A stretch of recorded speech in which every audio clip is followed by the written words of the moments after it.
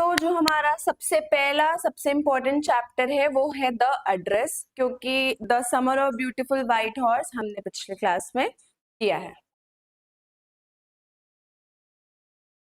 Okay, तो start कर। ये जो इमेज है वो देखकर आपको थोड़ा सा क्लैरिफिकेशन मिलेगा, थोड़ा सा आपको हेल्प होगा कि ये जो लड़की है इसके बारे में ये स्टोरी है, ये अपना जो पुराना चीज है उसको देखकर वो थोड़ी उदास है। तो आइए हम लोग देखते हैं कि समरी किस बारे में है। हमारे जो राइटर है उनका नाम है मार्का मिनको। ये जो थीम है इस चैप्टर का वो है वॉर के बाद की दुख भरी कहानी, जिसमें लॉस, बिट्रेयल और इमोशनल पेन दिखाया गया। बिट्रेयल का मतलब धोखा।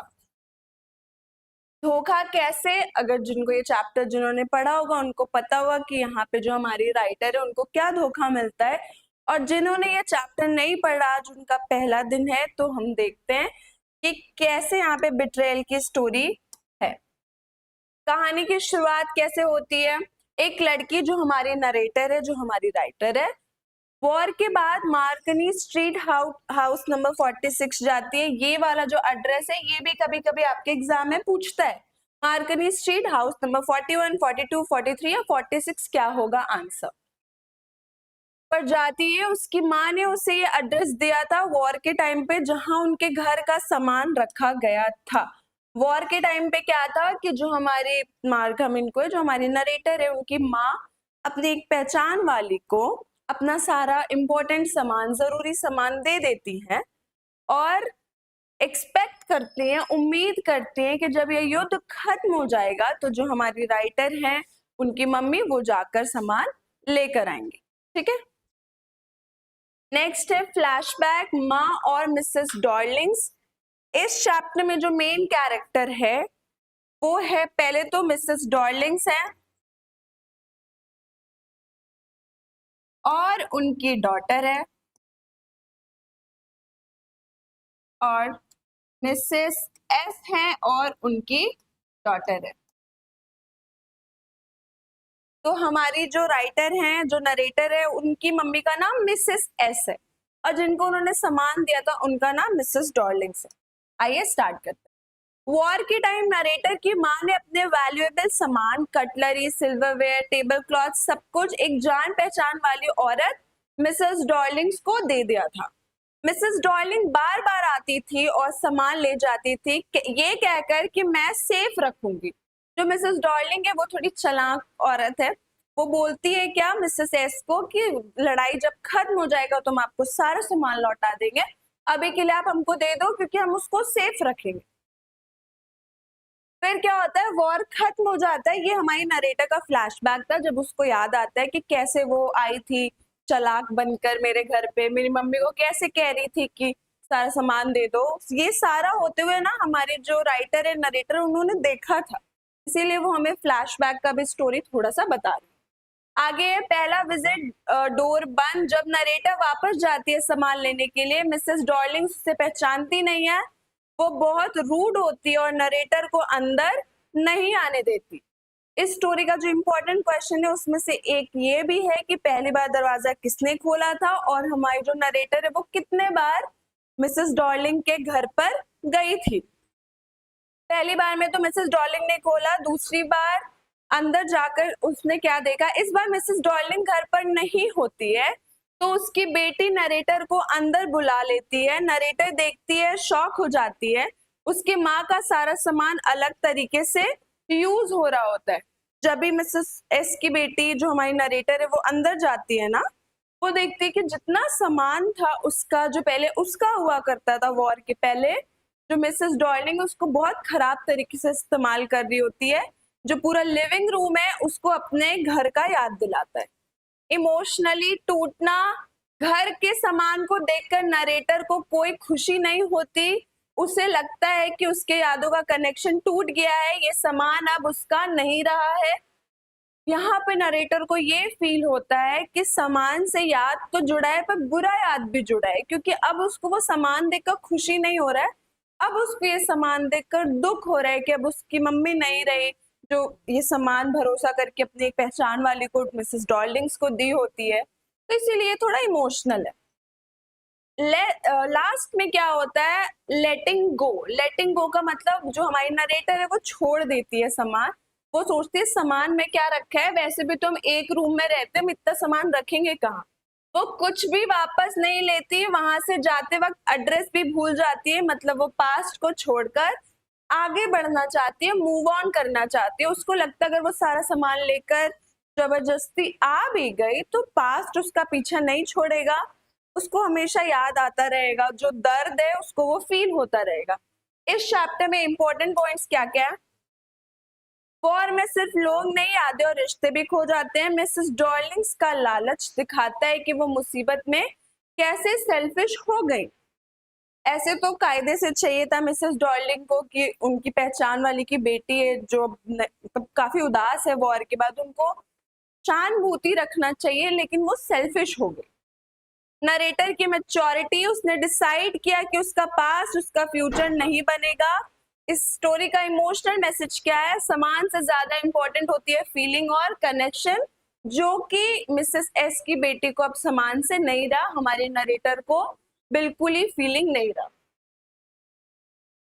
चलिए, ये था हमारा समरी। अब हम जो क्वेश्चन आंसर करेंगे, आप लाइव यहाँ पे आंसर करोगे और फिर हम आपका आंसर्स चेक करेंगे, ठीक है? पहला question, who is the author of the address? ये जो चैप्टर है इसका ऑथर कौन है, बताइए। Who is the author of this chapter, the address?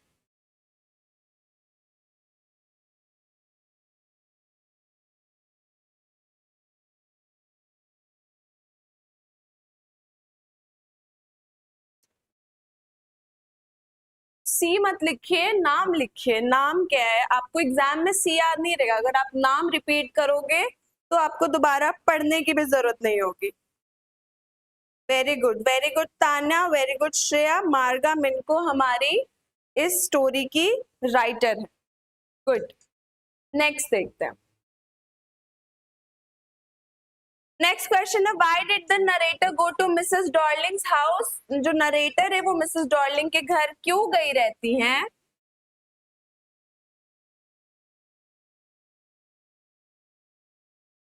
To take her money, अपने पैसे लेने के लिए, वो अपना कपड़ा लेने के लिए गई रहती है, उनसे मिलने के लिए गई रहती है, या फिर अपना सामान जो उसकी मम्मी कभी ओन करती थी उसको लेने के लिए, उसको देखने के लिए गई रहती है? आंसर चाहिए ऑप्शन ए बी सी, नहीं चाहिए।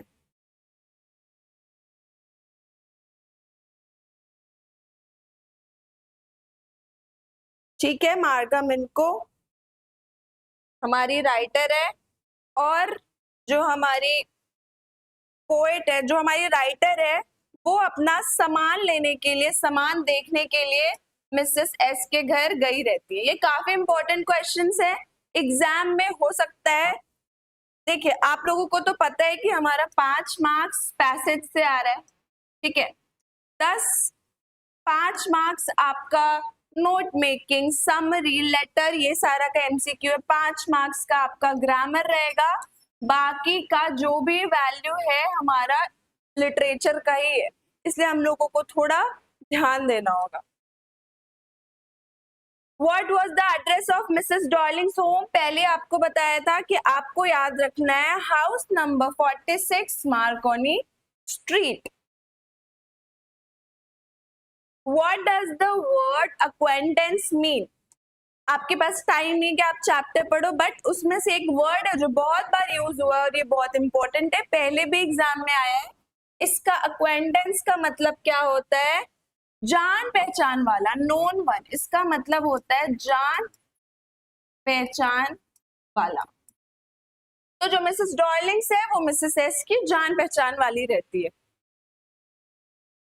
Who opened the door for the second time? दूसरी बार दरवाजा किसने खोला था? तो दूसरी बार दरवाजा मिसेस डॉर्लिंग की बेटी ने खोला था, जो 15 साल की रहती है, ठीक है?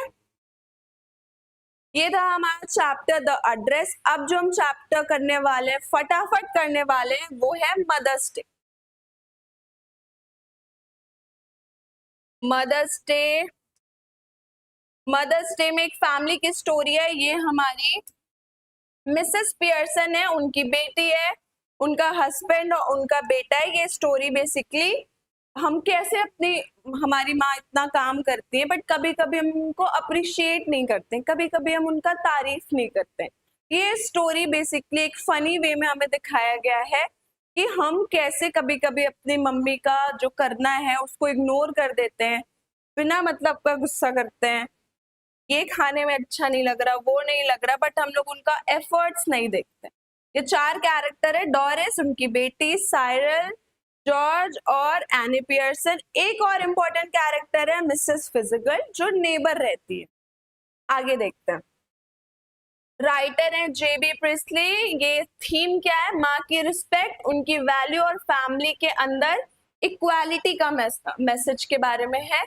ये नहीं कि सिर्फ मम्मी काम करती जा रही है, भाई बहन सब कुछ भी नहीं कर रहे, माँ का हेल्प करना चाहिए ताकि उनको भी थोड़ा आराम मिले। पहले स्टोरी की शुरुआत, स्टोरी कैसे शुरू होता है? कहानी एक हाउसवाइफ मिसेस एनी पियर्सन के अराउंड घूमती है।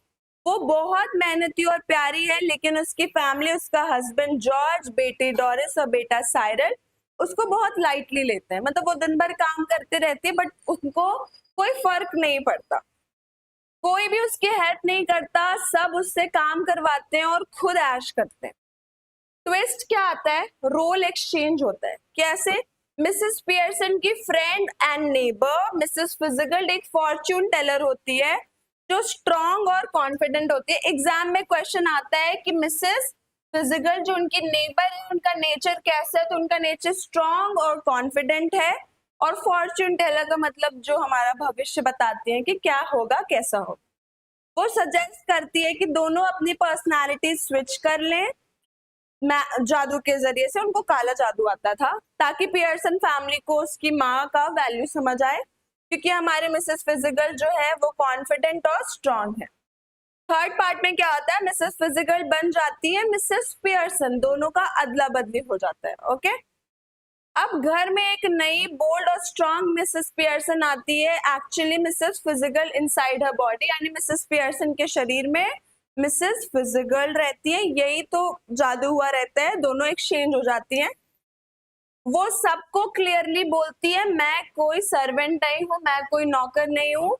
बेटी डोरिस और बेटा साइरल शॉक हो जाता है क्योंकि उनकी माँ पहली बार उनके ऑर्डर्स नहीं मानती है। पहले क्या होता था कि वो लोग आते थे, कहते थे चाय बनाओ, वो कितनी भी थकी वो आके चाय बनाती थी। बट जब से इनका आत्मा का अदला बदली हुआ है, उन्होंने बोला कि अब वो नौकर नहीं है।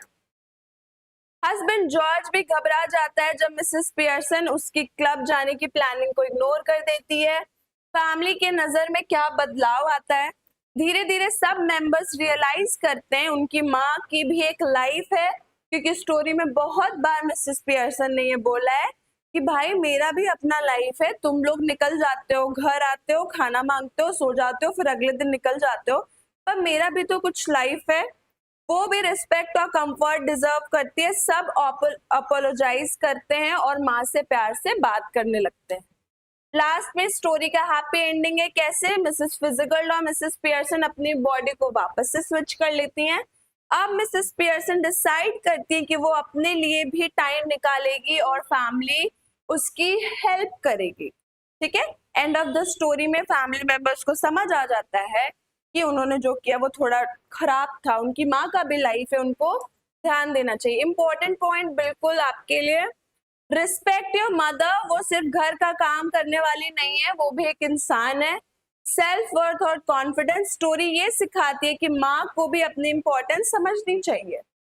जेंडर रोल्स पे सवाल, सिर्फ माँ ही सब कुछ क्यों करे, सबको कंट्रीब्यूट करना चाहिए फैमिली में। और ये स्टोरी में कॉमेडी प्लस मैसेज दोनों दिया गया है। जब आप स्टोरी डिटेल में पढ़ोगे तो आपको समझ आएगा कि स्टोरी थोड़ा फनी वे में बताया गया है, यानी इस स्टोरी में जिसका यूज हुआ है उसको हम कहते हैं आयरनी। अगर आपके एग्जाम में क्वेश्चन आए कि मदर्स डे किस थीम पे है या फिर क्या किस बेसिस पे है, तो आप बोल सकते हो कि आयरनी। आयरनी मतलब थोड़ा फनी, क्योंकि हम मम्मी को एक्सपेक्ट करते हैं कि वो सारा काम करेंगी, हंसती रहेंगी, बट स्टोरी में उल्टा है। यहाँ पे मिसेस पियर्सन जब एक्सचेंज हो जाती हैं तो वो बिल्कुल स्ट्रेंज बिहेव करती हैं, अलग बिहेव करती है। वो चाय के साथ सिगरेट पी रही है, बियर पी रही है, जो कि ऐसा होता नहीं है, ऐसा नॉर्मल मम्मी करती नहीं। अब आइए देखते हैं क्वेश्चंस। आंसर करना है। What does the play Mother's Day talk about? इस जो प्ले है, इस मदर्स डे, इसमें क्या बताया जा रहा है, किस बारे में ये प्ले है? आंसर कीजिए सब लोग, क्या होगा? Status of the mother in family, यानी मम्मी का स्टेटस परिवार में, status of father, children, family. क्या होगा इसका answer? A B C D?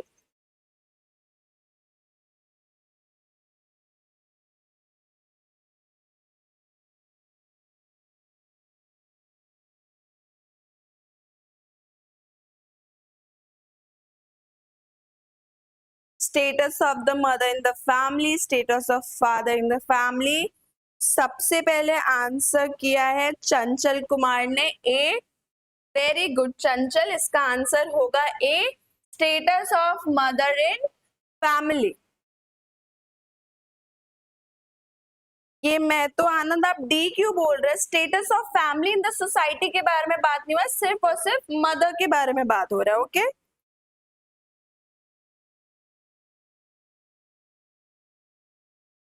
ठीक है, नेक्स्ट क्वेश्चन देखते हैं। Mrs Fitzgerald is a dash of Mrs Pearson. जो मिसेस फिजिगल्ड है, एक जो औरत है, वो क्या है मिसेस पियर्सन की? क्या वो रिलेटिव है, क्या वो नेबर है, क्या वो नौकरानी है, या फिर नन ऑफ द अबव? इसका आंसर कीजिए। क्या वो रिलेटिव है, नेबर है?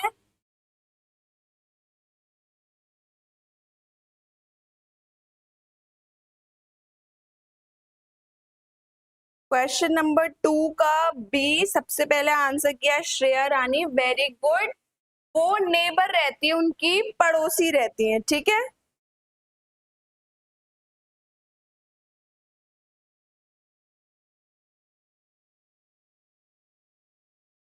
ठीक है, वेरी गुड, सबका आंसर सही है बी, यानी कि नेबर। थर्ड क्या है? What message does the author of Mother's Day try to convey? यानी जो ऑथर है हमारे, वो क्या बताना चाहते हैं मदर्स डे कहानी से? To appreciate wife's mother for their family, to work hard for your mother, to spend time with family, या टू रिस्पेक्ट एवरीवन। ये देखिए, इसमें आपको लगेगा कि दो ऑप्शन सही हैं, बट इसका ऑप्शन एक ही सही है, क्योंकि एक ही वो क्लियर मैसेज देना चाहते हैं कि आपको अपनी माँ का रिस्पेक्ट करना चाहिए, उनको तारीफ करते रहना चाहिए। तो इसका आंसर क्या होगा थर्ड का?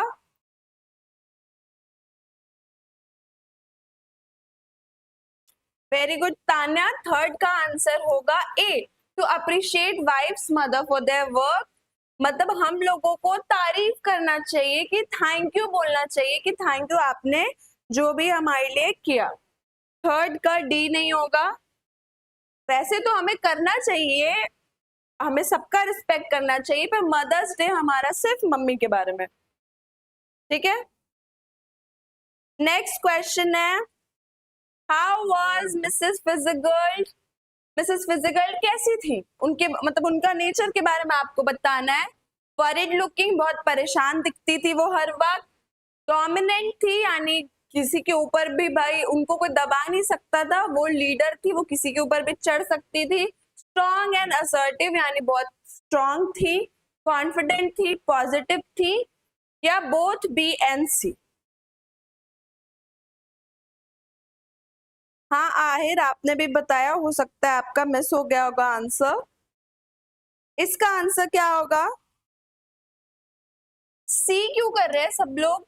सी तो है ही, पर बी भी है। वो काफी स्ट्रॉन्ग थी, वो काफी डोमिनेंट थी, उनको कोई नहीं बोल सकता था आप ये करो वो करो, वो दूसरों को बोलती थी। इसीलिए इसका आंसर क्या हो जाएगा? Both B and C. जिन्होंने भी लिखा है B and C, very good. Shreya Tiwari, very good.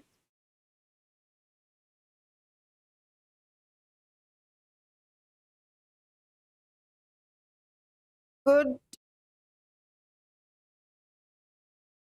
MD Saif, Sandhya, Shankar.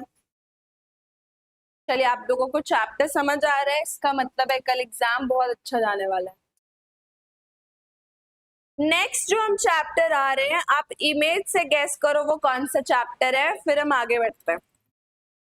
आप इस इमेज से गेस करो कि अगला कौन सा चैप्टर का हम समरी पढ़ने वाले हैं।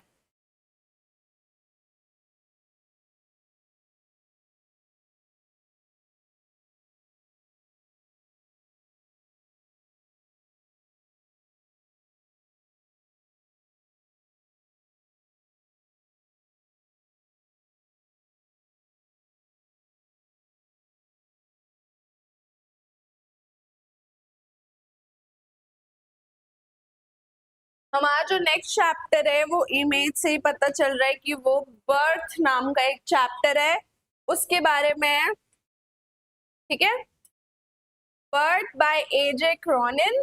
ये कहानी डॉक्टर एंड्रू मैंशन की है, जो एक नए नए डॉक्टर होते हैं और अपने प्रोफेशन में आइडियलिज्म के साथ काम करना चाहते हैं। वो अच्छे से ईमानदारी से काम करना चाहते हैं जो उनका काम है।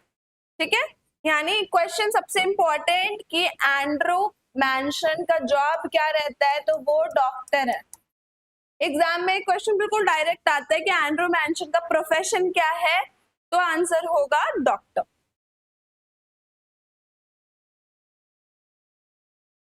ठीक है, इंपॉर्टेंट पॉइंट्स देखते हैं। पहले क्या होता है, कहानी यूके के एक छोटे से माइनिंग टाउन में सेट है। डॉक्टर एंड्रू अपने सीनियर डॉक्टर एडवर्ड मॉर्गन के साथ काम करते हैं, प्रैक्टिस करते हैं। उनको एक रात डॉक्टर को कॉल आता है, जो मॉर्गन के घर पे बुलाया जाता है, कुछ इमरजेंसी हो जाती है। उनकी वाइफ सुजैन मॉर्गन पहली बार मां बनने वाली होती है।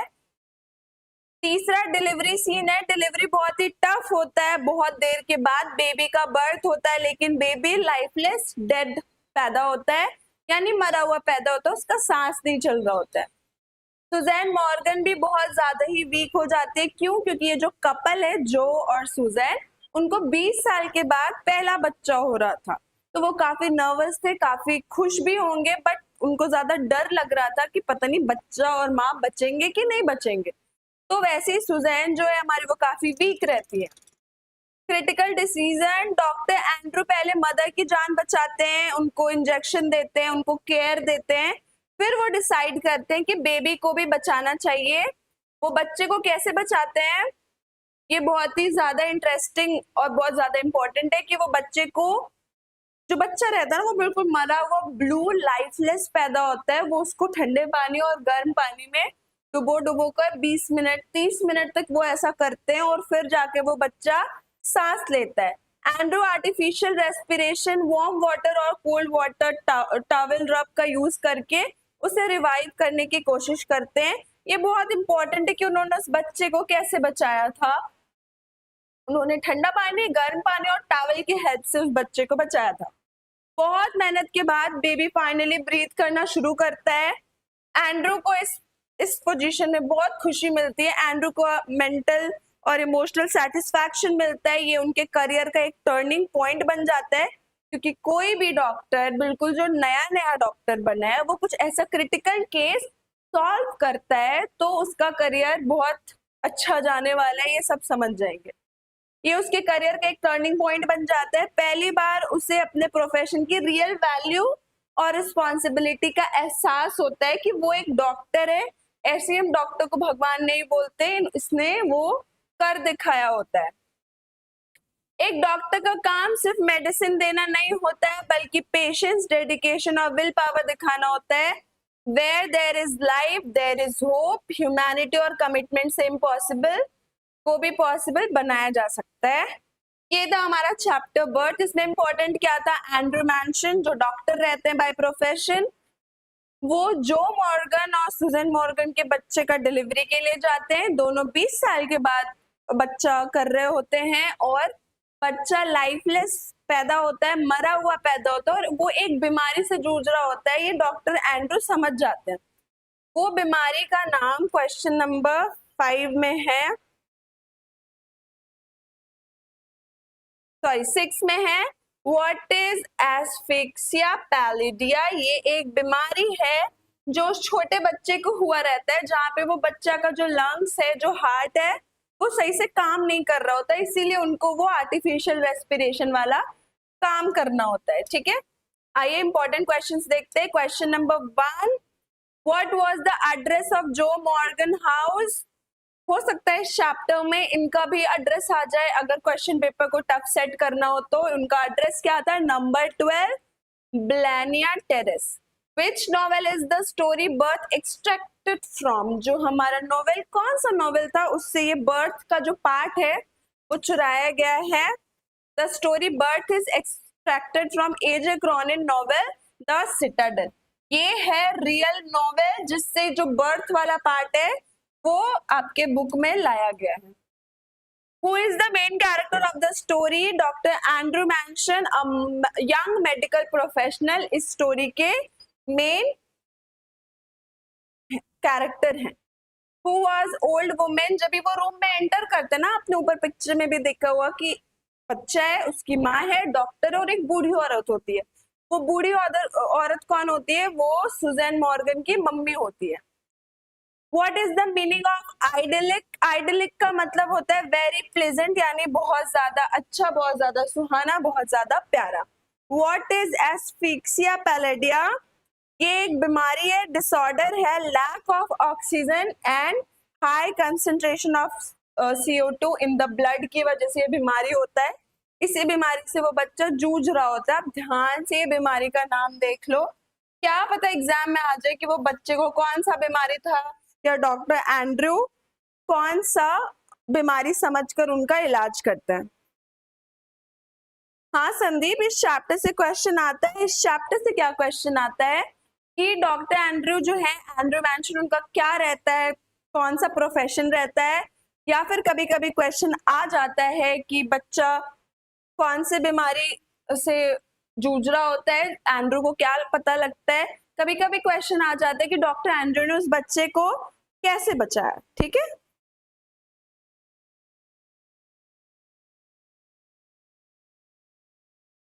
जिनको भी PDF चाहिए वो YPY पाठशाला में जाके डाउनलोड कर सकते हैं। आगे देखते हैं। नेक्स्ट चैप्टर गेस कीजिए। इससे हमारा एक किंग है, एक फांसी का फंदा है, और पीछे थोड़ा सा आपको आर्क भी दिख रहा होगा। ये हमारा स्टोरी है the tale of a melon city. इसका आपके लिए बिल्कुल इंग्लिश में, हिंदी प्लस इंग्लिश में आपके लिए हम समरी लेकर आए हैं। ये जो पोएट है इसके, वो विक्रम सेठ है। इसका जो टोन है पोएम का वो फनी है, मतलब ह्यूमरस है, सटायरिकल और थीम है। ये पोएम राजनीति और जस्टिस सिस्टम की बेवकूफी और आयरनी को दिखाता है। इस चैप्टर से 3-4 क्वेश्चंस बहुत इंपॉर्टेंट है ये, कि कौन बन जाता है किंग एंड में, तो उसका आंसर हम देखेंगे। मेलन बन जाता है। किंग जो हमारा है वो कैसा रहता है, कैसा उसको बोला जाता है? उनको बोला जाता है कि वो बहुत ज्यादा न्याय करने वाले राजा रहते हैं, बहुत ज्यादा सीधे, अच्छे और न्याय करते हैं, वो बहुत ज्यादा सबको जस्टिस दिलवाते हैं। आइए देखते हैं फटाफट समरी। एक शांति प्रिय राजा जो हमारे किंग है इस सिटी के, एक बार एक किंग था जो खुद को जस्टिस लविंग और फेयर मानता था। जस्टिस लविंग मतलब न्याय प्रेमी। उसने डिसाइड किया कि एक आर्च यानी द्वार बनाएंगे। आर्च यानी आपने देखा होगा कि राजा वगैरह जो होते हैं उनके द्वार पे ना ऐसे करके डिजाइन वाला दरवाजा बना होता है, इसी को हम यहाँ पे आर्च कहते हैं। यहाँ से लोग आते जाते हैं। ठीक है,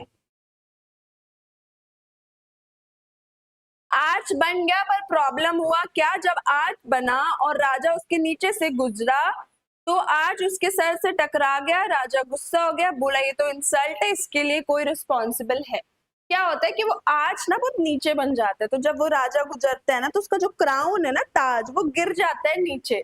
तो उसको जाके प्रॉब्लम का एहसास होता है कि ये तो फिर बेइज्जती है, कौन बनाया इतना छोटा, उसको थोड़ा सोच समझ कर बनाना चाहिए, इसलिए वो गुस्सा हो जाता है। फिर क्या होता है, सब दोष एक दूसरे पे डालने लगते हैं। राजा क्या बोलता है कि आर्किटेक्ट का गलती है, वही डिजाइन किया, वही खराब बना है। आर्किटेक्ट बोलता है कि नहीं, जो ईटा लगाया होगा उसका गलती है। फिर हर कोई एक दूसरे पे डालने लगता है, जो ईटा लगाया वो बोलता है जो ईटा बनाया उसका गलती है। इस तरीके से लोग एक दूसरे पे टालने लगते हैं। आखिर में राजा ने डिसाइड किया कि कोई तो पनिश्ड होगा, किसी ना किसी को तो सजा मिलेगी। तो क्या होता है कि किंग को ही पनिशमेंट मिल जाता है। कैसे? कोर्ट के लोग कंफ्यूज हो गए, इतना ट्विस्ट आया ब्लेम में, समझ ही नहीं आया कि कौन असली दोषी है, कौन कल्प्रिट है। राजा ने बोला लॉ सबसे ऊपर है, अगर मैं गिल्टी हूं तो मुझे फांसी होगी, क्योंकि हमारा राजा जो था वो न्याय प्रेमी था, इसीलिए वो खुद को ही बोलता है कि भाई हम ही ऑर्डर दिए थे, तब तो मेरा ही गलती है। तो उसको ही फिर लटका दिया जाता है और उसको फांसी दे दी जाती है। नया किंग कैसे चुना जाता है, ये बहुत ही फनी है। ट्रेडिशन था कि नया राजा सबसे पहला इंसान से पूछा जाएगा जो एंटर करेगा। पहला आदमी सिंपल था, उसने बोला किंग तो मेलन होना चाहिए क्योंकि वो शांत होता है। मेलन तरबूज है ना, वो बोलता है कि वो बहुत शांत होता है और हमको बहुत पसंद है, इसलिए मेलन को ही राजा होना चाहिए। मेलन फिर राजा बन जाता है, इसीलिए उस शहर का नाम मेलन सिटी है। लोग खुश है क्योंकि उनको फर्क नहीं पड़ता कौन राजा है, जब तक उनकी लाइफ पीसफुल है, जब तक किसी को कोई डिसीजन नहीं लेना है, कोई क्राइम नहीं है, तब तक उनको कोई फर्क नहीं पड़ता कि आखिर राजा कौन है। तो मेलन राजा के चेयर पे बैठा रहता है और वो इसीलिए उस शहर का नाम टेल ऑफ मेलन सिटी है। इस स्टोरी में सटायर ऑन पॉलिटिक्स, पॉलिटिक्स को दिखाता है। ये स्टोरी में क्या दिखाता है पॉलिटिक्स को, कि कैसे जो न्याय वाला सिस्टम है, जस्टिस सिस्टम है, वो काम करता है। अब एक बार राजा के मुंह से निकल गया कि जो किया होगा उसको हम लटका देंगे, तो जरूरी तो नहीं है कि राजा को ही लटका दिया जाए। नेक्स्ट क्या है, जस्टिस का मजाक उड़ाया जाता है, सब लोग एक दूसरे को ब्लेम करते हैं। आयरनी क्या है, सबसे बड़ा गिल्टी राजा ही बन गया, यानी जो बोला कि भाई जो तुम जो भी बनाए हो आज उसकी गलती, और एंड में राजा खुद ही दोषी बन जाता है और खुद ही लटक जाता है। मेलन एक सिंबल है मीनिंगलेस अथॉरिटी का। मेलन तो भाई नॉन लिविंग थिंग है, वो क्या ही करेगा बैठकर। मैसेज क्या है, पब्लिक को राजा से नहीं पीसफुल लाइफ से मतलब था। राजा इतना अच्छा था फिर भी किसी भी पब्लिक को उससे कोई फर्क नहीं पड़ा कि वो बचेगा कि नहीं। सबको बस था कि भाई मेरा जिंदगी पीसफुल है, हमको इसके आगे कुछ भी नहीं चाहिए। आइए क्वेश्चन आंसर करते हैं।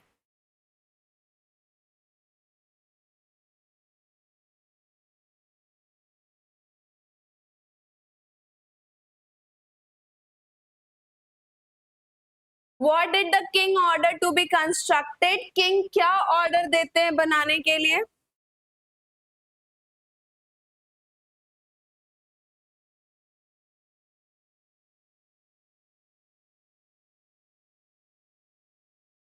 वेरी गुड ट्विंकल, ट्विंकल ने सबसे पहले करेक्ट आंसर किया, एन आर्च। ठीक है, ये बहुत इंपॉर्टेंट है।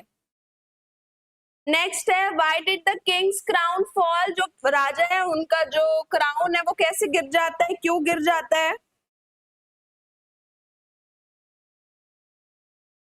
Because the arch was built too low, जो आर्च था वो काफी नीचे था, या उसने बैलेंस खो दिया, या क्राउन बहुत भारी था, या फिर उनको कोई अटैक करता है, राजा को कोई अटैक करता है।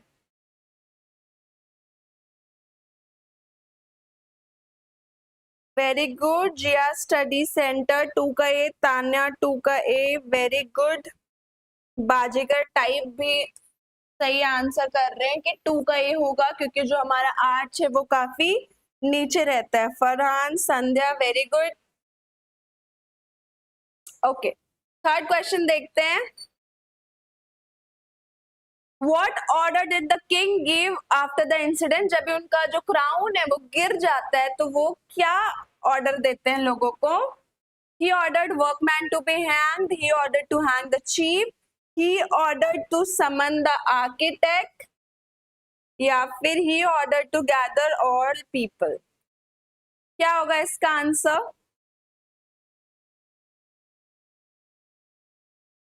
जो हमारे बिल्डर थे ना, उनको ही वो बोलता है कि वो हैंग कर देगा, क्योंकि उन्होंने ही बनाया, उन्होंने ही डिजाइन किया, उन्होंने ही सब कुछ किया है।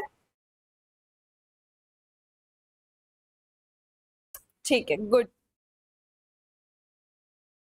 Next, who was chosen as the new king? Minister, horse, melon या स्वॉर्ड?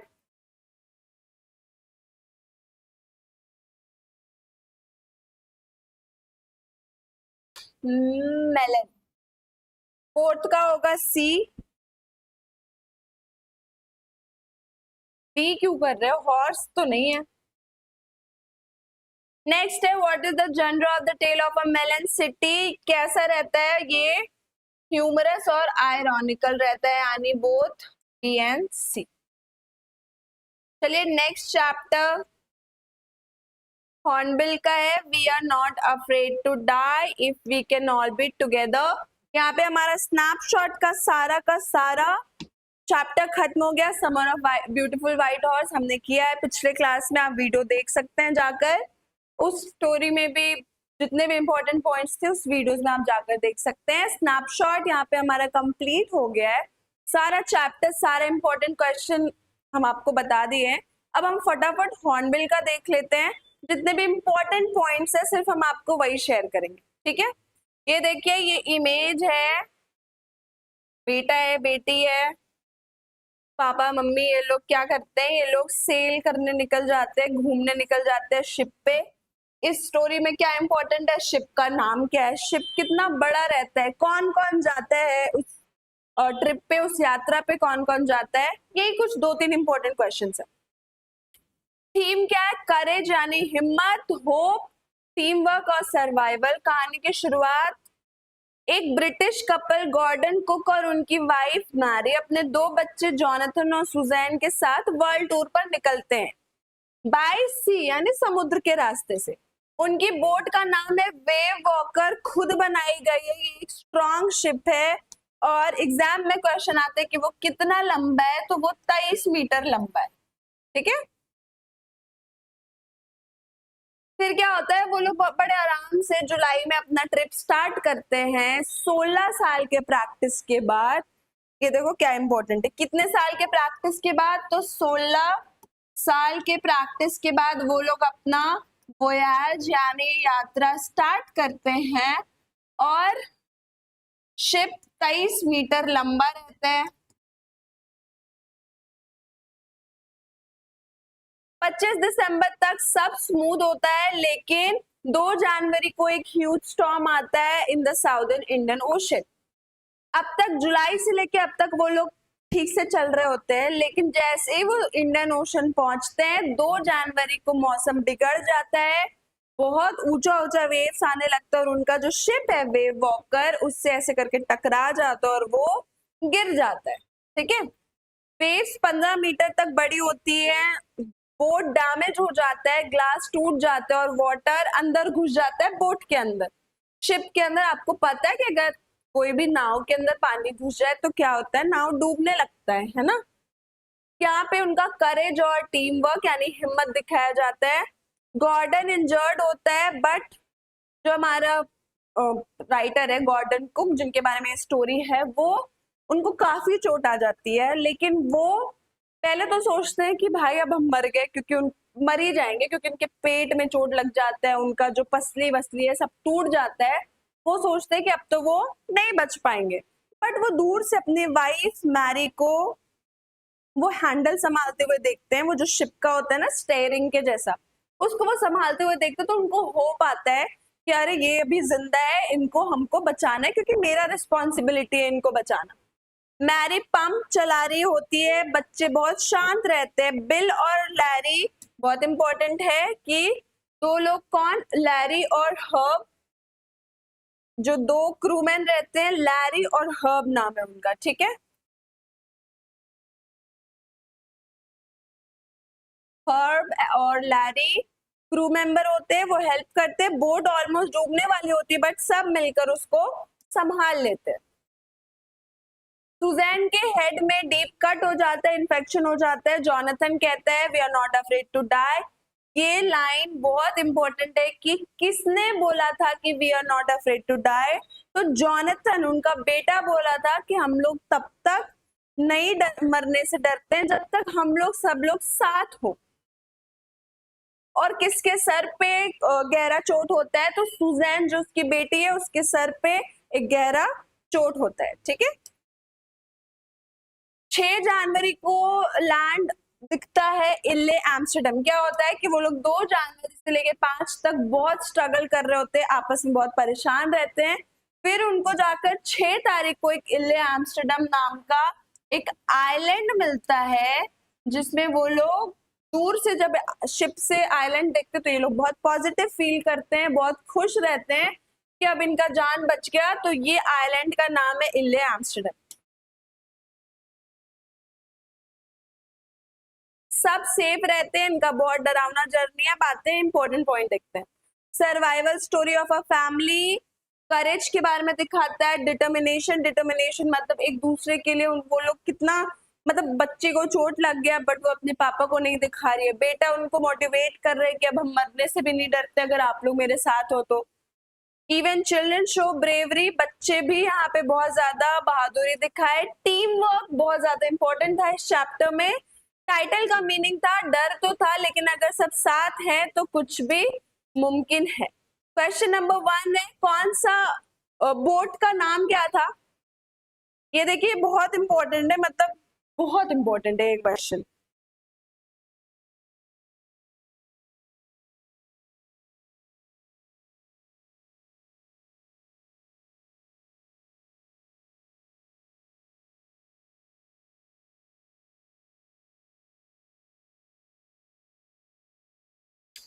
वेव वॉकर,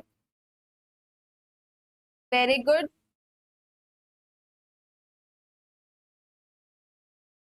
नेक्स्ट है, Who said the line we are not afraid to die, we are together? यहाँ पे आंसर लिखा हुआ है जॉनथन। बेटा बोलता है कि हम लोग मरने से नहीं डरते अगर हम लोग साथ है तो। Where were they heading when the storm hit, वो लोग कहाँ जा रहे थे जब भी उनको तूफान हिट करता है? तो वो लोग साउदर्न इंडियन ओशन जा रहे थे। इंडियन ओशन में उनका एक्सीडेंट हो जाता है जहाँ उनको 15-15 मीटर ऊंचा लहर मिलता है। Who had the narrator during the storm? The crew member Larry and Herb जो थे वो उनको मदद करते हैं, वो पानी पंप करके बाहर निकालते हैं, वो फैमिली के साथ पूरे टाइम रहते हैं। Where did the family finally land? इसका आंसर है इले एम्स्टर्डम। ये भी बहुत इंपॉर्टेंट है। वो लोग एक छोटा आइलैंड पहुंचते हैं जिसका नाम है इले एम्स्टर्डम, जहाँ पे जो लोकल आदमी रहते हैं उनकी बहुत मदद करते हैं।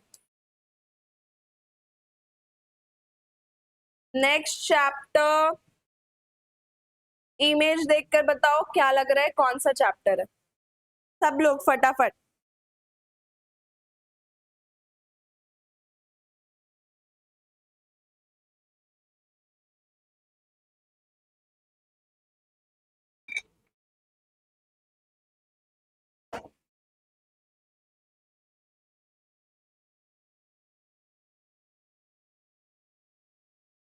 बताइए चैप्टर का नाम।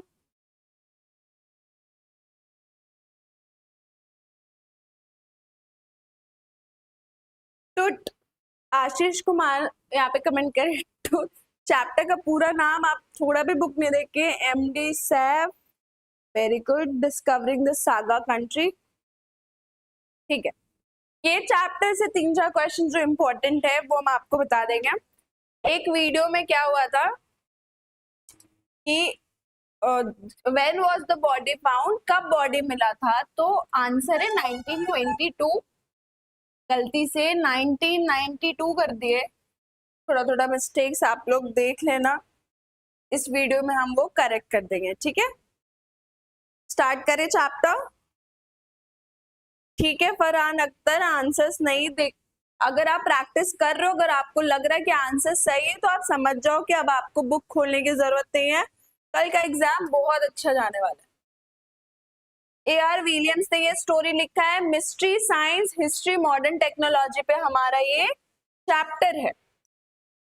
ये चैप्टर एक यंग इजिप्शियन किंग तुतानखामुन तुत के मिस्टीरियस डेथ पर बेस्ड है। कैसे वो मर गया इसका राज उसी के साथ चला गया। तुत 900 BC में इजिप्ट का किंग था और सिर्फ 19 साल में मर गया वो। उसकी डेथ मिस्टीरियस थी। मिस्टीरियस का मतलब कोई बताएगा? मिस्टीरियस का मतलब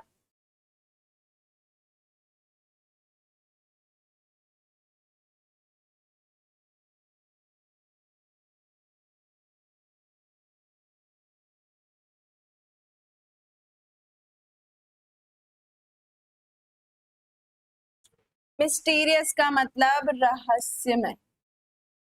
ये जो स्टोरी है वो बहुत रहस्यमय है, ठीक है। क्या किसका मर्डर हुआ था, नेचुरल डेथ था राजा का, ये स्टोरी बहुत ज्यादा कॉम्प्लिकेटेड है इसी चीज में। 1922 एक इम्पॉर्टेंट डेट है, याद रखिए। हार्वर्ड कार्टर नाम का एक आर्कोलॉजिस्ट था। आर्कोलॉजिस्ट वो होते हैं ना जो पुरानी चीजों को संभाल कर रखते हैं या फाइंड आउट करते हैं कि कौन कहाँ दफनाया गया, पुराना सिक्का है वो पता लगाते हैं कितने साल पुराना है, उनका यही काम रहता है। तो क्वेश्चन आएगा कि टूथ का टॉम किसने डिस्कवर किया, तो हार्वर्ड कार्टर ने डिस्कवर किया। कब डिस्कवर किया, तो 1922 में। उस टॉम में काफी सारी चीजें थी, ज्वेलरी, गोल्ड, फूड, क्लोथ, सब कुछ आफ्टर लाइफ के लिए। जब जो हमारे टूथ हैं उनको जब दफनाया गया, उस टाइम पे क्या मान्यता थी ना आफ्टर लाइफ के बारे में, उनको लगता था कि मरने के बाद भी एक जिंदगी है, इसीलिए जब भी वो राजा को दफनाया गया ना, तो उनके साथ ज्वेलरी, पैसा, खाना, वाइन सब कुछ दफनाया गया। कार्टर ने बॉडी को इन्वेस्टिगेट किया बट कुछ आंसर्स नहीं मिले, बॉडी भी डैमेज हो गई थी। 2005 में मॉडर्न साइंटिस्ट ने टूथ की मम्मी का सिटी स्कैन मशीन से सिटी स्कैन किया। सिटी स्कैन में मम्मी के 1700 क्रॉस सेक्शन इमेज बनाए। टूथ की बोन्स और स्कल स्कैन हुई, लेकिन exact cause of death unclear था। लेकिन ये स्टडी एक बड़ा स्टेप था जिसमें मॉडर्न साइंस और एंशिएंट हिस्ट्री का कॉम्बिनेशन दिखा। सबसे पहला तो ये स्टोरी रियल है, ठीक है। इसमें क्या क्या इंपॉर्टेंट है इस चैप्टर में आपको बताते हैं। सबसे पहला तो 2005 जो हमारा साल है वो इम्पोर्टेंट है कि कौन से साल में सिटी स्कैन हुआ, तो 2005 में 1922 में हार्वर्ड ने इसको फाइंड आउट किया, एक आर्कियोलॉजिस्ट थे। टूट कितने साल का था, टूट 19 साल का था, इजिप्ट का राजा था, ठीक है। इंपॉर्टेंट पॉइंट्स देखते हैं। तुतनखामून एक यंग इजिप्शियन फरोहा जो सिर्फ 9 साल का किंग बना और 19 साल में मर गया। हार्वर्ड कार्टर ने 1922 में टूट का टॉम ढूंढा, लेकिन बॉडी को डैमेज कर दिया। हार्वर्ड क्या करता है ना, वो जो ठोकते नहीं है जिससे हम लोग काटी वाटी, उससे वो उसका जो पट्टी रहता है ना मम्मी का, उसको वो ठोक ठोक कर निकालने लगता है, सारा जॉइंट्स वो अलग कर देता है, जिसकी वजह से बॉडी डैमेज हो जाती है। टॉम में गोल्ड, फूड, क्लोथ, परफ्यूम सब आफ्टर लाइफ के लिए मिलते हैं। 2005 में सिटी स्कैन होता है, सिटी स्कैन से 3D इमेज मिलता है। चैप्टर मॉडर्न साइंस के यूज को हाईलाइट करता है एंशिएंट हिस्ट्री एक्सप्लोर करने के लिए। एक और चीज क्या इंपॉर्टेंट है, सिटी स्कैन का फुल फॉर्म क्या होता है।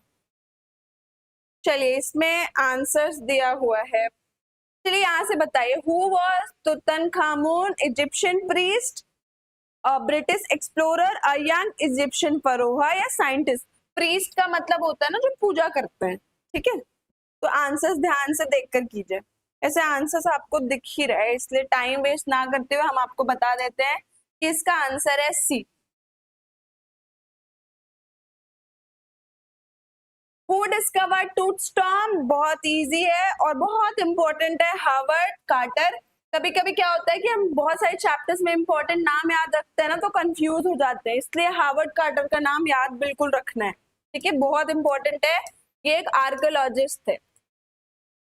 What modern technique was used in 2005 में सिटी स्कैन यूज हुआ था हमारा। सिटी स्कैन का फुल फॉर्म क्या होता है, कंप्यूटेड टोमोग्राफी। ये भी एग्जाम में आता है कि सिटी स्कैन का सिटी का है जो फुल फॉर्म क्या होता है, तो computed tomography. What age did Tutankhamun die, वो 19 साल में मरते हैं, 9 साल में राजा बनते हैं। What was placed in Tutankamon for his afterlife, उनके मरने के बाद की जिंदगी के लिए उस चीज में क्या क्या रखा जाता है, सोना, खाना, परफ्यूम, क्लोथ्स, ये सब चीज रखा जाता है। नेक्स्ट है the ailing planet, the green movement's role. इनके ऑथर है नानी पलखीवाला। थीम है इन्वायरमेंट, सस्टेनेबिलिटी और रिस्पॉन्सिबिलिटी। हमारी मदर अर्थ, हमारी धरती के बारे में स्टोरी है कि कैसे हम लोग सब मिलकर उसको बर्बाद कर रहे हैं। समरी देख लेते हैं फटाफट, सबको दिख रहा है ना ये।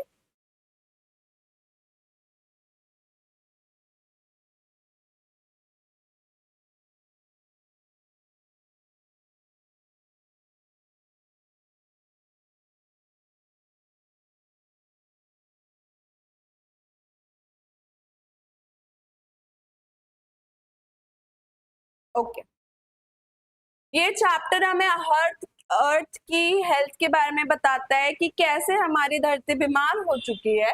ग्रीन मूवमेंट जो 1972 में स्टार्ट हुई थी, इन्वायरमेंट के लिए लोगों को कैसे जागरूकता फैलाई गई उसके बारे में। ग्रीन मूवमेंट 1972, ठीक है। पहले लोग नेचर को यूज और कंट्रोल करने का ऑब्जेक्ट समझते थे, पर अब लोग उसे लिविंग सिस्टम की तरह समझने लगे। पहले पहले क्या, अभी भी लोग कचरा नदी में फेंक देते हैं, पेड़ काट रहे हैं क्योंकि रोड बनाना है। पेड़ काटना गलत है, रोड बनाना गलत नहीं है, बट उनको जितना वो पेड़ काट रहे हैं उनको प्लांट भी तो करना चाहिए, बट वो ऐसा नहीं करते। हमें ह्यूमन बीइंग सब ओनर्स नहीं, ट्रस्टीज हैं। हमने नेचर का ध्यान रखना चाहिए, सिर्फ यूज नहीं करना चाहिए। चैप्टर 4 बायोलॉजिकल सिस्टम की बात करता है। फिशरीज, मछली पकड़ना, फॉरेस्ट, जंगल, ग्रासलैंड और क्रॉप, ये सब सिस्टम ओवरयूज और डैमेज हो चुके हैं। यानी जो हमारा खेती है, क्रॉप्स, ग्रासलैंड्स जो है, फॉरेस्ट है, जो जंगल जिनको हम बर्बाद कर रहे हैं, जंगल काट काट कर हम वहां शहर बना रहे हैं, घर बना रहे हैं, इससे हमारा धरती डैमेज हो रहा है। ऑथर कहता है अर्थ का सबसे बड़ा एनिमी खुद इंसान बन गया है due to pollution, deforestation, over population. Pollution यानी जो गंदगी है, एयर पॉल्यूशन, वाटर पॉल्यूशन, प्रदूषण की वजह से धरती बीमार हो गई है। डिफॉरेस्टेशन यानी पेड़ काटना, ओवर पॉपुलेशन यानी बढ़ती आबादी। ये स्टोरी क्या, एक ना म्यूजियम है, ठीक है। वहां पे आप जब एंटर करोगे ना, वहां पे एक ऐसे मिरर लगा है, उसके नीचे लिखा है ना most dangerous animal of this planet, और जब आप एंटर करोगे उस मिरर में आपको आपका ही चेहरा दिखेगा। मतलब इंसान इस धरती का सबसे ज्यादा डेंजरस चीज है। नेक्स्ट है मेन आइडियाज। अर्थ बीमार है, earth is sick, ailing due to human activities like deforestation, pollution and overuse of resource. Earth बीमार हो रहा है। ग्रीन मूवमेंट 1972 ये अवेयरनेस लाता है लोगों में कि कैसे हम लोगों को धरती को बचाना है, कैसे डिफॉरेस्टेशन नहीं करना है, पॉल्यूशन रोकना है। Humans are not master of nature, we are trustees, caretaker। हम इस धरती के मालिक नहीं है, हम यहाँ सिर्फ देख रेख करने के लिए हैं। Sustainable development, meeting today's need without harming the future generation.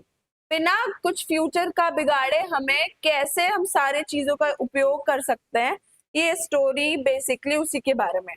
For biological system, forest, fisheries, grassland and crops are being exploited, मतलब खराब किया जा रहा है। Population explosion is a big threat to nature। Population जो है, बढ़ती आबादी जो है, वो बहुत ज्यादा तकलीफ दे रहे हैं हमारी धरती को। एजुकेशन एंड अवेयरनेस आर की टू सेविंग द प्लैनेट। अगर हम लोगों में जागरूकता फैलाएंगे कि कैसे आप बचा सकते हो धरती को, कैसे आप प्लास्टिक ना यूज करके पेपर बैग यूज कर सकते हो, जैसे जैसे आप पढ़ोगे, जैसे जैसे आप खुद अवेयर होगे, आप लोगों को भी अवेयर करोगे। What is the main message of the chapter?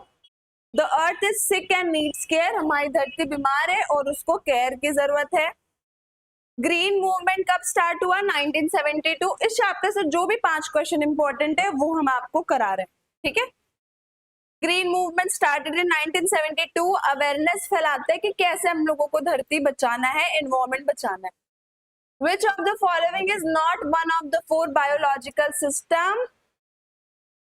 4 biological system forest था, फिशरीज थी, ग्रासलैंड और एक और क्या था, क्रॉप्स यानी खेती वगैरह।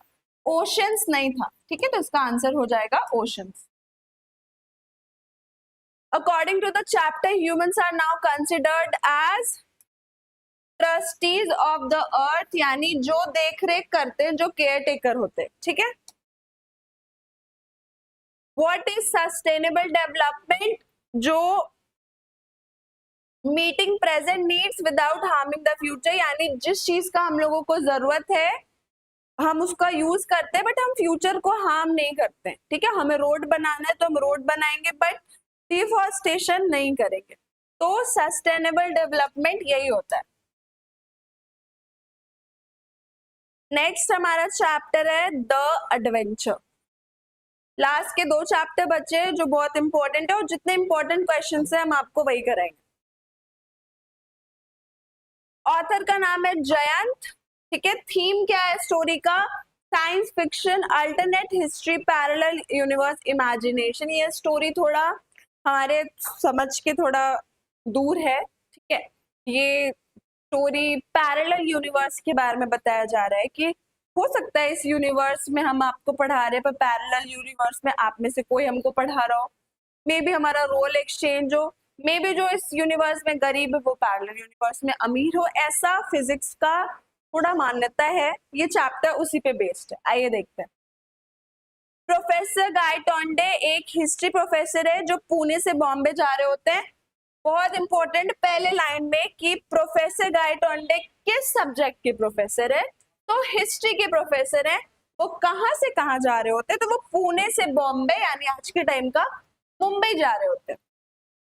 रास्ते में उनका एक्सीडेंट हो जाता है, ट्रक से टकराते हैं और जब वो होश में आते हैं तो सब कुछ बदला हुआ रहता है। उन्हें लगता है वो बॉम्बे में है, लेकिन ये अलग बॉम्बे होता है, यहाँ ब्रिटिश रूल नहीं हुआ होता है। नेचुरली मतलब अभी हमारा प्रेजेंट में अगर हम हिस्ट्री पढ़ते हैं तो हम देखते हैं कि ब्रिटिश ने इतने साल रूल किया, वॉर्स हुए, लेकिन जहाँ पे गायटोंडे एक्सीडेंट के बाद जाते हैं वहां पे ब्रिटिश रूल नहीं आया हुआ होता है। पूरा भारत फ्रीडम के साथ डेवलप हुआ होता है और यहाँ पार्टीशन भी नहीं होता है, कोई इशू नहीं होता है।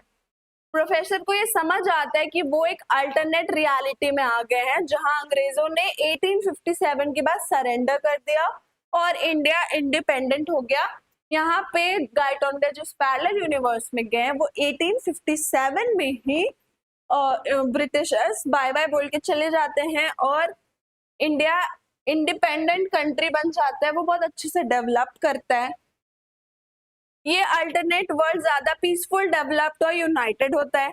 जब वो बॉम्बे के लाइब्रेरी जाते हैं तो उन्हें हिस्ट्री बुक्स भी अलग मिलती हैं, क्योंकि अभी हम अगर हिस्ट्री पढ़ेंगे तो हमें वॉर्स दिखेगा, कैसे पार्टीशन हुआ, कैसे British rule, but parallel universe में हो सकता है कि ऐसा ना हुआ हो। जब वो वापस अपने वर्ल्ड में आते हैं तो उनका दोस्त राजेंद्र देशपांडे उन्हें एक्सप्लेन करता है ये सब एक थ्योरी है, एक क्वांटम थ्योरी है जिसकी वजह से ये सारा चीज हुआ है। पैरेलल यूनिवर्स का कॉन्सेप्ट, प्रोफेसर एक ऐसे दुनिया में चले जाते हैं जहां हिस्ट्री अलग है। इंडिया कभी भी ब्रिटिश का रूल नहीं होता है, इंडिया हमेशा से पीसफुल रहता है और प्रोग्रेसिव रहता है, यानी काम कर रहा होता है। हम काफी पहले डेवलप कर चुके होते हैं, अभी भी हम अंडर डेवलपमेंट है, अभी हम डेवलपिंग कंट्री है। अल्टरनेट हिस्ट्री, दुनिया की हिस्ट्री बुक्स भी बदले हुए होते हैं। साइंटिफिक एक्सप्लेनेशन, राजेंद्र देशपांडे बताते हैं कि ये क्वांटम फिजिक्स की वजह से उनके साथ ऐसा हो रहा है। Power of imagination plus science, story दिखाते हैं कि हिस्ट्री भी चेंज हो सकती थी अगर एक छोटी सी चीज अलग होती। अगर कोई छोटी सी चीज अलग होती तो हमारा जो प्रेजेंट है वो भी अलग होता, हमारा फ्यूचर भी अलग होता। Question number 1, What is professor Gaitonde's profession? वो हिस्ट्री के प्रोफेसर थे, ये क्वेश्चन आता ही आता है। What strange thing happens to professor Gaitonde after the incident? वो एक अल्टरनेट रियलिटी में चले जाते हैं, ठीक है।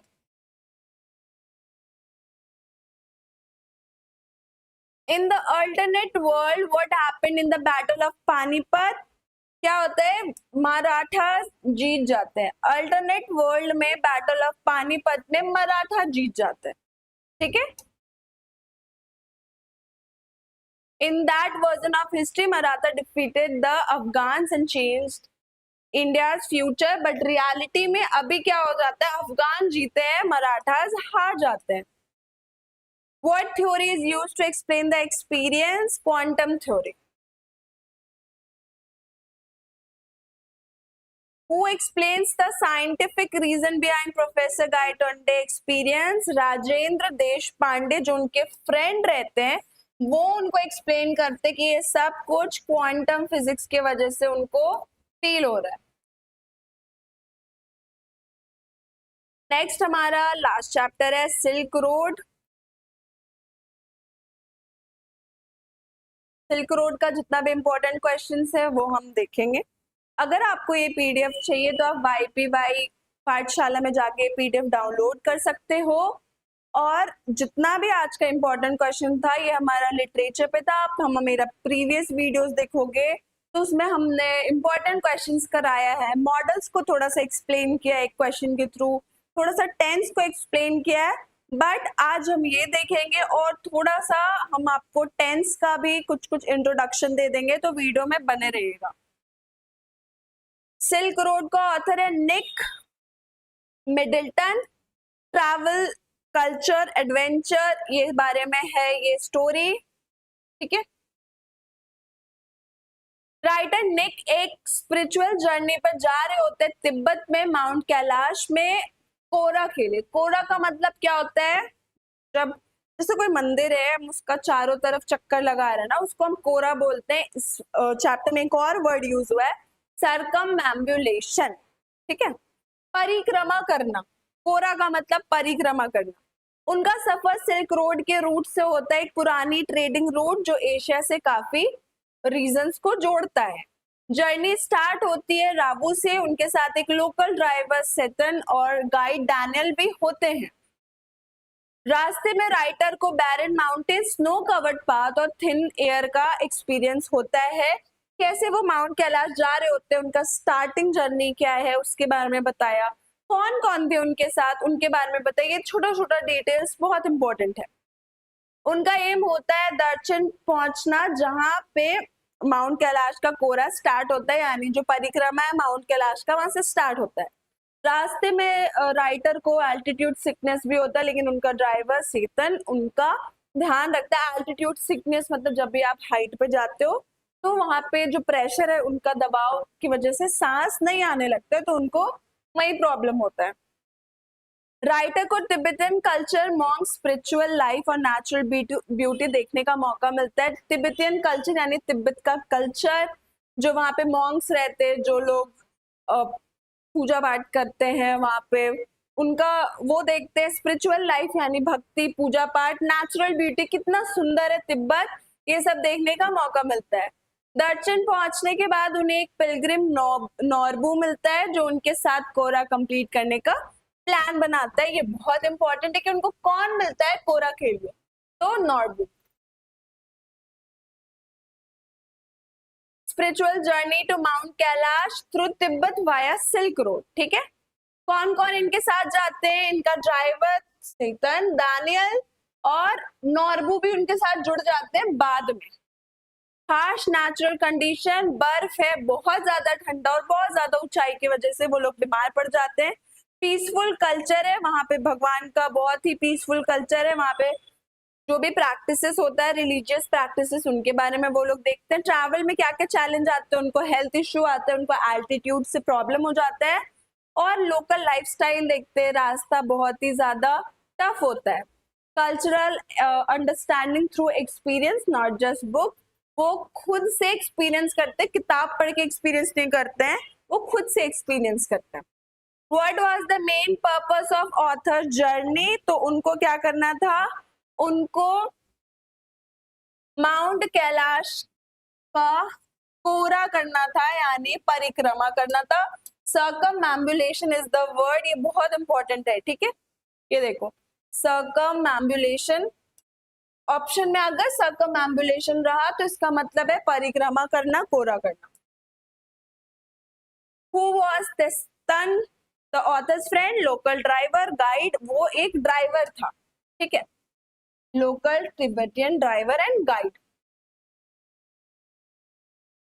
What natural challenge did the author face during the journey? उनको ऊंचाई से वो बीमार हो गए क्योंकि हवा का दबाव ऊपर बहुत ही ज्यादा रहता है, जिसकी वजह से सांस बहुत कम आता है। Where does the Kora around Mount Kailash begin? ये भी इंपॉर्टेंट है, कहाँ से स्टार्ट होता है? दार्जिलिंग।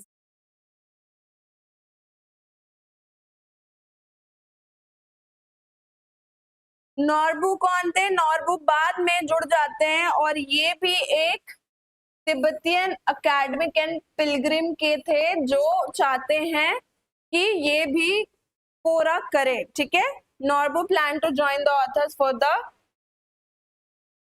पिलग्रिमेज।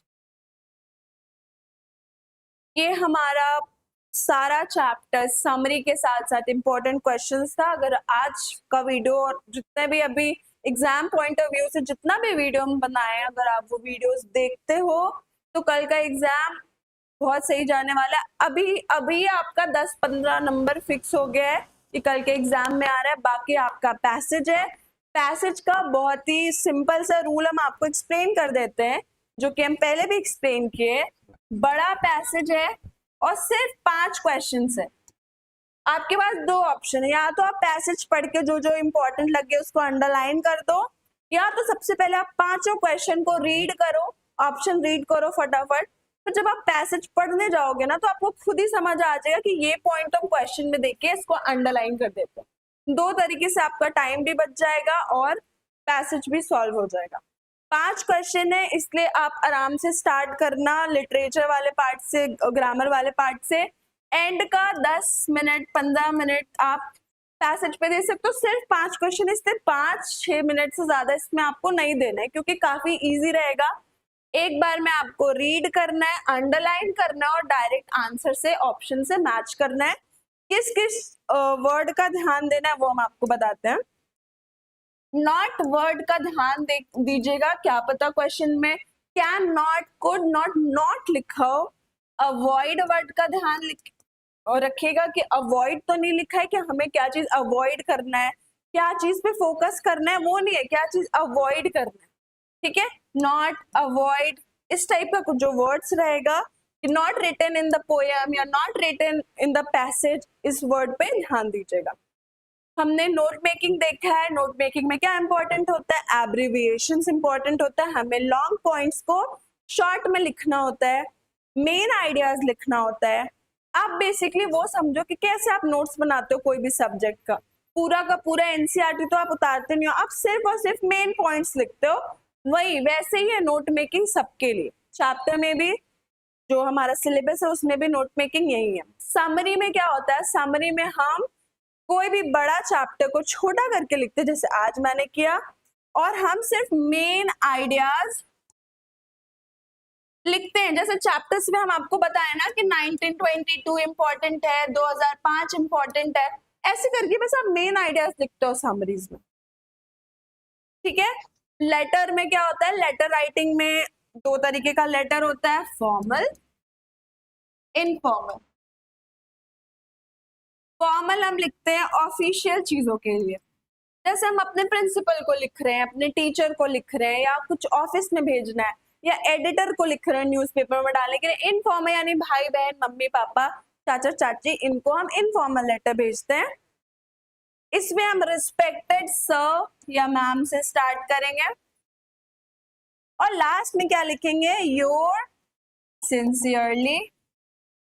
ठीक है, इस तरीके से हम एंड करते हैं। इसमें आप आराम से योर लविंगली, आपका प्रिय, आपका प्यारा, हम ऐसे करके एंड करते हैं। ठीक है, ये हमारा लेटर राइटिंग से था।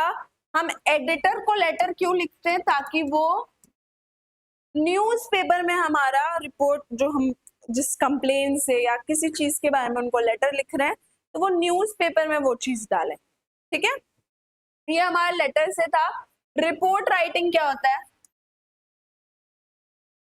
रिपोर्ट राइटिंग पास्ट होता है। ठीक है, पास्ट टेंस में हम रिपोर्ट राइटिंग लिखते हैं। इसका मतलब कोई चीज हो चुका है, कोई एक्सीडेंट या इंसिडेंट हो चुका है, आप डेटा कलेक्ट करके उसको रिपोर्ट में लिख रहे हो। सबसे पहले आप क्या करते हो रिपोर्ट राइटिंग में, टाइटल बाय आपका नाम, और यहाँ पे आप रिपोर्ट लिखते हो। ठीक है, फर्स्ट पैराग्राफ में आप इंट्रोडक्शन देते हो, किस चीज में रिपोर्ट है। ठीक है, सेकंड में आप डेटा वगैरह लिखते हो, और एंड। ऐसे हमारा आर्टिकल राइटिंग भी होता है। रिपोर्ट राइटिंग और आर्टिकल राइटिंग में क्या डिफरेंस है, रिपोर्ट राइटिंग हमारा पास्ट टेंस में होता है, आर्टिकल हमारा किसी भी टेंस में हो सकता है। ठीक है, आर्टिकल राइटिंग में भी हम पहले टाइटल लिखते हैं, फर्स्ट पैराग्राफ में हम इंट्रोडक्शन लिखते हैं जिस टॉपिक के बारे में है, सेकेंड पैराग्राफ में हम क्या पॉजिटिव है क्या नेगेटिव है, मेन आइडियाज लिखते हैं। सबसे इंपॉर्टेंट थर्ड में हम कंक्लूजन्स लिखते हैं। ठीक है, लेटर हो गया, रिपोर्ट राइटिंग हो गया, आर्टिकल राइटिंग हो गया, और राइटिंग सेक्शन में तो मेरे हिसाब से यही है जो इम्पोर्टेंट है, इसी से डायरेक्ट क्वेश्चंस आते हैं कि क्या होता है एंड में, कैसे होता है स्टार्टिंग में, ठीक है। अब क्या है, अब जो ग्रामर वाला पार्ट इम्पोर्टेंट है, आप प्लीज पिछला वीडियोस जाकर 2x पे करके देख लेना जो भी हमने आपको बताया है। बट आप देख लो टेंस। टेंस हम सबको पता है कि टेंस 3 तरीके का होता है, प्रेजेंट, पास्ट और फ्यूचर, ठीक है। और ये सब 4 तरीके में डिवाइडेड है, ठीक है। हम आपको एक साथ अभी एग्जाम के लिए चारों एक साथ बता देते कि कैसे यूज होता है। हमारा जो कॉन्टिन्यूअस है ना, उसमें हमारा वर्ब का आईएनजी वाला फॉर्म लगता है। जैसे प्रेजेंट में क्या लगता है, subject plus is, am, are plus verb का आईएनजी, ठीक है। वैसे हमारा पास्ट में क्या लगता है, subject plus was, word plus verb का आईएनजी। और फ्यूचर में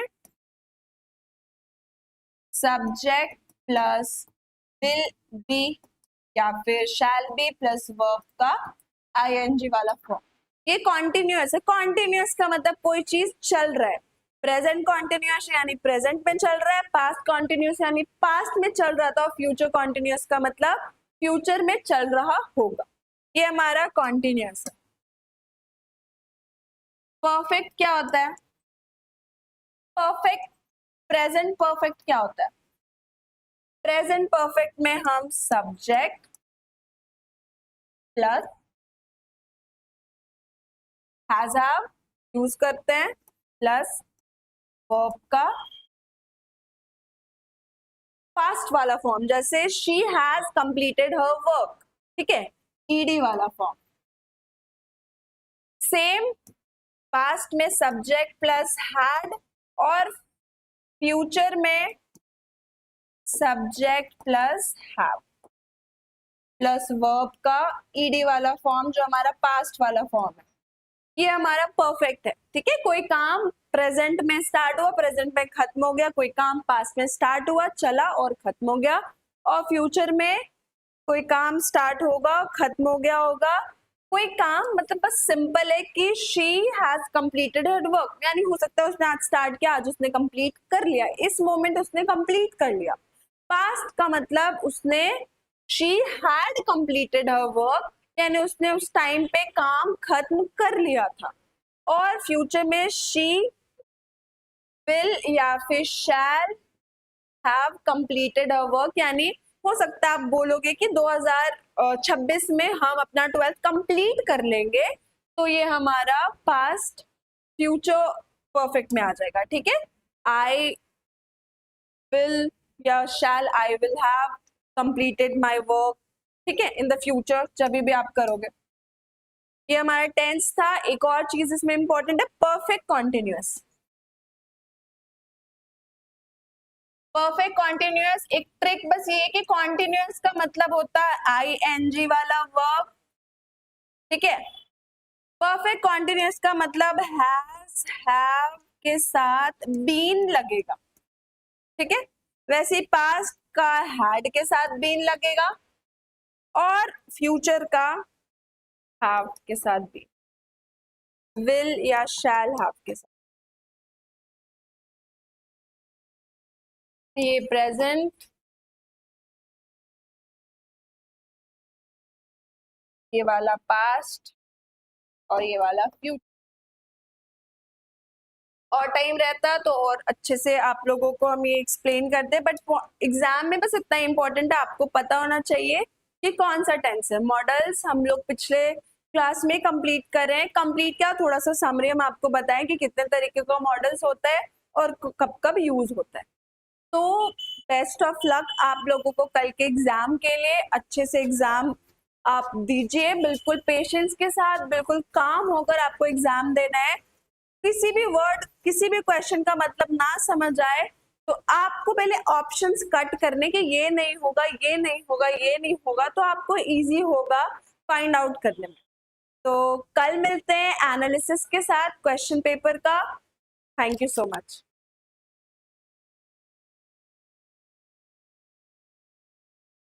वहीं रही। तो सबसे पहले आप लोग मैम को थैंक यू बोलिए, आप लोग के लिए इतना मेहनत की है और इस टाइप से आप लोग को पूरा चैप्टर कंप्लीट किया, मतलब जितने भी सिलेबस में आप लोग को 11th क्लास में पढ़ना था पूरा समरी के साथ इंपॉर्टेंट क्वेश्चंस करवाए, है ना। तो मैं भी मैम को थैंक यू बोलता हूँ और आप लोग जितने भी लाइव क्लास में जुड़े हुए हैं सब लोग आप थैंक यू बोलिए एक बार, है ना। मैम को आप लोग एक बार थैंक यू बोलेंगे, मैं देखना चाहता हूँ कितने स्टूडेंट थैंक यू बोल रहे हैं। इसके बाद हम लोग 2-3 मिनट आप लोग से बात करेंगे। देखो कल आप लोग का एग्जामिनेशन है, सबसे पहले फर्स्ट एग्जामिनेशन आप लोग का है, तो फर्स्ट एग्जामिनेशन कोशिश करना है कि एकदम आराम से, है ना। बहुत हार्ड क्वेश्चन जैक बोर्ड द्वारा आता नहीं है, हम लोग बहुत सालों से इसको देख रहे हैं, तो बहुत सारा हार्ड क्वेश्चन आए। मैम भी जानते हैं मैम बहुत हार्ड क्वेश्चन आता नहीं, मैंने देखा कि सारा क्वेश्चन जिस टाइप से मैम का पढ़ाने का जो तरीका है ना, आप लोगों को समरी बताई है, फिर उसमें इंपॉर्टेंट क्वेश्चन करवाए, है ना। तो अच्छा एग्जाम जाएगा। बट आप श्योर हो कि इतना यदि आप पढ़ लेते हो, और इंग्लिश का यदि मान लेते कि और भी क्लासेस आप लोग मान लेते नहीं देखे मैम का, तो इसी चैनल पे प्लेलिस्ट बना हुआ इंग्लिश क्लासेस का, तो आप जो भी इंपॉर्टेंट और भी क्लासेस है, पोइट्री का क्लासेस जो हुआ था उसमें भी आपका वन शॉट जितने भी आपका उसमें समरी बताई, उसके बाद आपका इंपॉर्टेंट क्वेश्चन उसमें, तो भी जाके आप लोग देख सकते हैं, ठीक है। दूसरी बात, फर्स्ट बार आप लोग को क्या करना है, जब भी एग्जामिनेशन में आप जाते हैं तो सबसे पहले OMR शीट आपको मिलेगा, तो OMR शीट में आपको गलती नहीं करना, क्योंकि यदि आप गलती करते हैं, अच्छा से नहीं भरते हैं, आपका जो रोल नंबर रोल कोड रहता है, तो वो सब आपका ये जो रिजल्ट है वो पेंडिंग हो जाए।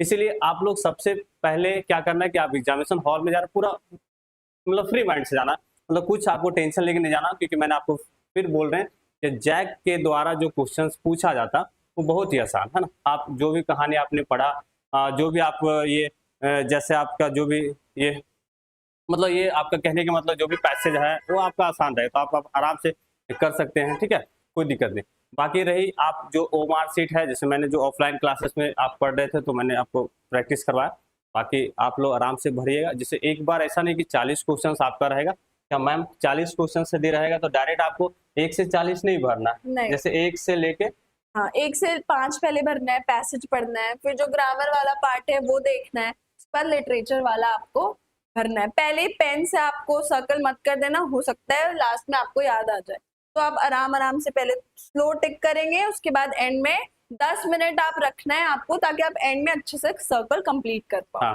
मीन्स कहना है कि मतलब ये एक बार, जैसे बहुत बच्चे क्या होते हैं मैम कि एक ही बार में हाँ एक बार मतलब पूरा क्वेश्चंस में टिक कर दिया और 1 से 40, हाँ। उसमें क्या होता है कि ये कोई क्वेश्चंस का आंसर मीन्स बी था तो सी कर दिया, फिर उसी टाइप से सारा कई सारा बार क्या होता है कि क्वेश्चन में 4 आप पढ़ रहे हो पर 5 में आप सर्कल कर दो, तो ये सारा चीज बचने का यही सॉल्यूशन है कि आप स्लो टिक करो और एंड में फिर उसको फिगर आउट करो। हो सकता है आपको चैप्टर याद भी आ जाए, आंसर याद भी आ जाए, तो एंड में अच्छे से सर्कल कर। हाँ एक बार करोगे तो मानते कि आप 10 नंबर क्वेश्चंस कर रहे हो, फिर 11 12 13 हिसाब से एक रॉन्ग है तो सारा रॉन्ग हो जाएगा। इसीलिए आप ऐसा करो कि 1 से 10 तक पहले आप कंप्लीट कर लो, फिर 10 से फिर स्टाफ से आप करोगे तो गलती होने का चांसेस कम रहता है, ठीक है। तो आपने क्लासेस देखा, इसके बाद हम लोग एक चीज और डिस्कस करेंगे कि मैम का क्लासेस देखा बहुत अच्छा है, तो हम लोग कुछ दिनों के बाद मतलब आप लोग का 11th क्लास का एग्जामिनेशन खत्म होने के बाद मैम का 2 कोर्स आएंगे इसी चैनल पे और एप्लीकेशंस पे। हम लोग का एप्लीकेशन पता है, मानते कि इसका PDF यदि आप सबको चाहिए, PDF है ना, यदि मानते कि आप सबको जो भी इंपॉर्टेंट मैम करवाई और आपको यदि PDF चाहिए, है ना, PDF चाहिए तो आप लोग मोबाइल ऐप प्ले स्टोर से डाउनलोड कर लेंगे मोबाइल ऐप, और ये ऐप का नाम हम लोग का YPY पाठशाला, ठीक है। तो YPY पाठशाला ऐप है, आपको प्ले स्टोर में मिल जाएगा, प्ले स्टोर में जाके आप वहां से डाउनलोड करके रजिस्टर कर लीजिएगा, ठीक है ना। डाउनलोड करके आप रजिस्टर करेंगे, आपको यहाँ से क्या मिलेगा, PDF मिल जाएगा, जो भी इंपॉर्टेंट क्लासेस आपका हुआ और भी इंग्लिश का जो क्लासेस हुआ वहाँ आपको PDF मिला, ठीक है। तो मैंने आपको क्या बताया मैम, ये 2 कोर्स आपको एक हाँ बार जो हमारा स्पोकन वाला कोर्स रहने वाला है उसमें हम सीखेंगे कि हम इंग्लिश कैसे बोलेंगे, जो भी हमारे बिगनर्स हैं जिनको बिल्कुल नहीं आता उनको भी हम एक्सप्लेन करेंगे, जो बिल्कुल मिड हैं, जिनको थोड़ा बहुत आता है, हम उनको भी एक्सप्लेन करेंगे। और बाकी जो दूसरा कोर्स है वो क्लास 12th के लिए है, जिसमें literature, reading section, writing section सब कुछ कवर्ड रहेगा ग्रामर के साथ। ठीक है, तो जल्द ही आएगा, इसी चैनल पे आप बने रहेंगे, मैम आप इन्फॉर्म करेंगे, हम भी आप लोग को इन्फॉर्म कर देंगे। और पूरा जो 12th क्लास का के जो आपका कोर्स आएंगे वो कुछ क्लासेस आपका यूट्यूब पर भी होंगे, और सारा क्लासेस हम लोग का यही एप्लीकेशन जो मैंने आपको बोला YPY पाठशाला, वो एप्लीकेशन पर पूरा एप्लीकेशन। और कोई आप लोग का इंक्वायरी है तो मुझे बता सकते हैं। ठीक है, हाँ एक चीज और, ये सबसे पहले यदि कल आप एग्जामिनेशन देंगे, एग्जामिनेशन के बाद में सबसे पहले आप इसी चैनल पे आप लोग आंसर की एनालिसिस भी कराया जाएगा, एनालिसिस कराया हाँ, जाएगा। मैम आपको कराएंगे। तो आप लोग क्या करिएगा, मैं एक नंबर लिख देता हूँ, इसमें आप क्या करेंगे कि आप लोग एग्जाम जैसे ही आप कंप्लीट करेंगे उसके बाद PDF बना के आप लोग मेरे पास सेंड करना। ठीक है, ये आप मैं नंबर आपको दे देता हूँ। ठीक है, ये नंबर आप ये लिख लेना, 9798857464। ठीक है, ये आपका क्वेश्चंस पेपर जो होगा, क्वेश्चंस पेपर उसका आप PDF बना के आप इसको सेंड कर देंगे। क्वेश्चंस पेपर क्या इसका PDF। ठीक है, तो अच्छा से थोड़ा सा आप लोग सेंड कर लेना। और जैसे ही आप लोग का एग्जामिनेशन आप जब देंगे और देने के बाद आराम से आप एग्जामिनेशन दिए और निकलिए, तो फिर आप इस नंबर पे 9798857464 PDF बना के आप लोग सेंड कर देंगे। और सबसे पहले इसी चैनल पे आप लोग का कल का जो कल आपका है एनालिसिस होगा, पूरा आंसर की एकदम श्योर बताएंगे। फिर आप उसमें हम लोग को बताना कि आप 40 में कितना सही किए। ऐसे मैं तो कहता हूँ कि यदि आप अच्छा से आप इंग्लिश कर लेते हो इतना भी, तो आप 40 में 40 आप कर सकते हो। ठीक है ना, ऐसा नहीं है मैम कि नहीं, बहुत इजी है 40 में 40 स्कोर करना, बस वीडियोस देखे। और कल एग्जाम के लिए बेस्ट ऑफ लक, कल एनालिसिस के लिए इसी चैनल पे मिलेंगे। ठीक है, तो सभी को बेस्ट ऑफ लक। फिर हम लोग नेक्स्ट क्लासेस में मिलेंगे और आप लोग से पूछेंगे कि कैसा एग्जामिनेशन किया, कितना आपने सही किया। ठीक है, तो सभी को थैंक यू, आप लोग भी मैम को थैंक यू कहो। और फिर हम लोग कल का क्लास में मिलेंगे। कल आप लोग सब लोग आ जाना इसी चैनल पे, सबसे पहले हम लोग आंसर की इसका करेंगे। ठीक है, तो थैंक यू आप सबको, मैम को भी थैंक यू बोल रहे हैं। Thank you sir. ठीक है, रुक जाता ना थोड़ा।